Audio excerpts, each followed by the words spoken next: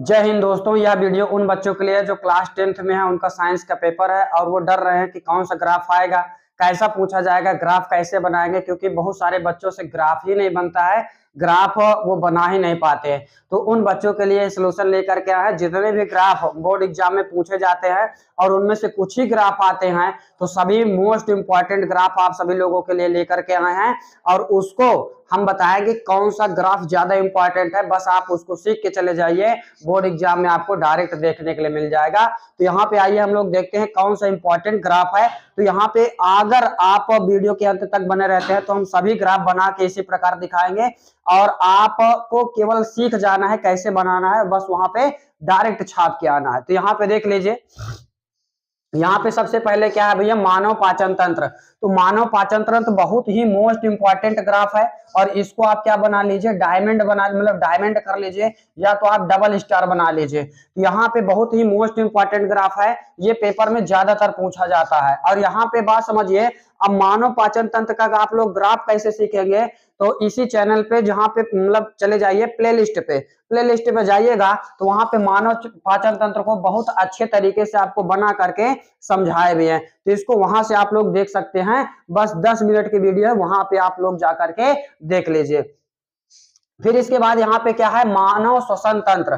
तो मानव श्वसन तंत्र इंपॉर्टेंट है, लेकिन ये उतना ज्यादा पेपर में नहीं आता है और इसको यहाँ पे आप लोग देख सकते हैं, बना करके भी दिखाए हैं। तो यहाँ पे देखिए नासा मार्ग, मतलब आप में ग्राफ बनाने के लिए आता है, तो नामांकित चित्र बनाने के लिए आता है। तो भैया चित्र बना लीजिए, ठीक है, और इसका नामकरण कर दीजिए। नामकरण आप लोग क्या करिएगा, ऐसे ही सीधी रेखा में करिएगा।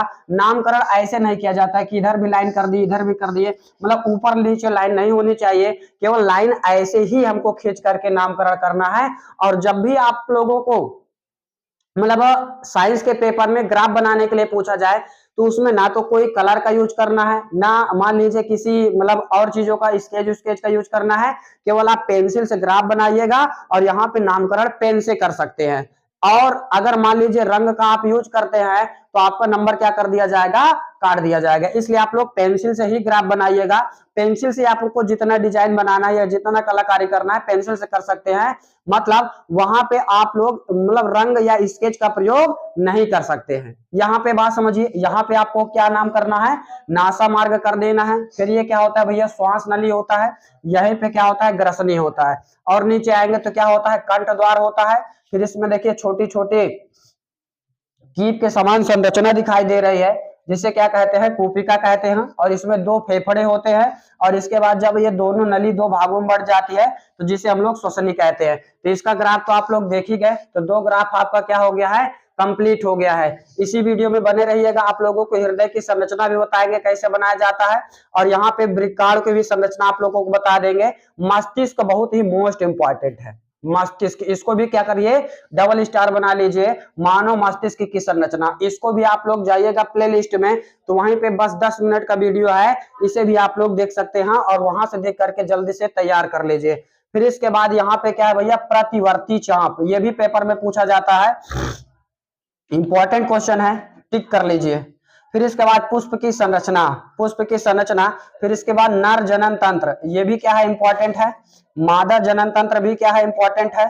फिर इसके बाद भैया क्या है, रंध्र का, मतलब यहाँ पे शुक्राणु की संरचना तो अभी हम बना देंगे। रंध्र की संरचना आप लोग देख सकते हैं, रंध्र की संरचना ये आप देख सकते हैं। जो रंध्र है ना, ये यहाँ पे देखिए, रंध्र में ही क्या होता है, द्वार कोशिकाएं पाई जाती हैं। रंध्र में क्या होती है भैया, द्वार कोशिकाएं होती है। जब द्वार कोशिकाएं फूली होंगी तो रंध्र छिद्र क्या होता है, खुला होता है। जब द्वार कोशिकाएं बंद हो जाती, मतलब सिकुड़ जाती है, तो रंध्र छिद्र क्या हो जाता है, बंद हो जाता है। इसमें क्या होता है, हरित लवक भी होता है और यहाँ पे क्या पाया जाएगा, केंद्रक भी पाया जाता है। तो भैया रंध्र की संरचना आप लोग देख सकते हैं। तो यहाँ पे इसको भी इंपॉर्टेंट कर दीजिए, ये भी पेपर में आता है। तो देखिए स्टार वाले कितने क्वेश्चन हो गए, तो भैया स्टार वाले, मानव पाचन तंत्र आपसे ज्यादा पूछा जाता है, मानव मस्तिष्क सबसे ज्यादा पूछा जाता है, और इसके बाद ये नर जनन तंत्र, मादा जनन तंत्र, ये चार ग्राफ ऐसे हैं जो ज्यादातर आपके बोर्ड एग्जाम में पूछे जाते हैं। लेकिन ये प्रश्न कभी न कभी, मतलब ये सारे क्वेश्चन कभी न कभी आपके बोर्ड एग्जाम में पूछे गए हैं। तो इन सभी को एक बार देख लीजिएगा, जिससे आपका जो चित्र वाला प्रश्न है ये छूटने ना पाए, और चित्र वाले प्रश्न जो भी एक दो प्रश्न आए उसको आप करके आइए, बना के आइए। तो यहाँ पे देखिए इसको तो आप कर लेंगे, इसको बता दिए। हृदय की संरचना आपको हम बता दे रहे हैं, वृक्काण की भी संरचना बता देंगे। फिर इसके बाद मानव मस्तिष्क जाके प्ले लिस्ट पे देख लीजिए, प्रतिवर्ती चाप की संरचना भी दिखा देते हैं। और इसके बाद जो पुष्प की संरचना है इसको भी हम दिखा देते हैं। नर जनन तंत्र और मादा जनन तंत्र, जो भी मतलब ये सारे ग्राफ है ना, इसको हम इसी वीडियो में बना करके दिखा दे रहे हैं, जिससे आप लोग एक ही वीडियो देख लीजिए, जिससे आपके सारे ग्राफ वाले प्रश्न तैयार हो जाएं। तो यहाँ पे वीडियो के अंत तक बने रहिए, जिससे आप ग्राफ वाले प्रश्न जो भी आते हैं वो आपके नंबर क्या हो जाएं, फिक्स हो जाएं। ये प्यारे बच्चों, ये भी मोस्ट इंपॉर्टेंट ग्राफ है जो कि आपके पेपर में पूछा जाता है। तो ये किसका ग्राफ है? मादा जनन तंत्र। तो इसको बनाना बहुत आसान है, आप लोग सीख भी सकते हैं। तो यहाँ पे बात समझिए, जब मादा जनन तंत्र अब बना लेंगे तो इसका नामकरण करना है। नामकरण करने के लिए यहाँ पे देखिए एक जोड़ी क्या पाया जाता है? ओवरी, मतलब अंडाशय पाया जाता है, और यहाँ पे वैजाइना होता है, और इसके ऊपर देखेंगे तो गर्भाशय ग्रीवा पाया जाता है। और जो ये नली होता है, जिस मतलब इसको हम लोग क्या कहते हैं? अंड वाहिनी कहते हैं, या इसी को हम लोग क्या कहते हैं? फाइलोपियन नलिका बोलते हैं। इसको हम लोग क्या बोलते हैं? फाइलोपियन नलिका बोलते हैं, फाइलोपियन नलिका। और इसके बाद ये जो क्षेत्र होता है इसे हम लोग क्या कहते हैं? गर्भाशय या बच्चादानी कहते हैं। तो ये ग्राफ आप लोग सभी मतलब बनाना सीख जाइए, जिससे बोर्ड एग्जाम में जब ग्राफ आए तो आप उसको आसानी से और बढ़िया तरीके से आप जब साफ सुथरा बना के आएंगे तो आपको ग्राफ का पूरा नंबर दिया जाएगा।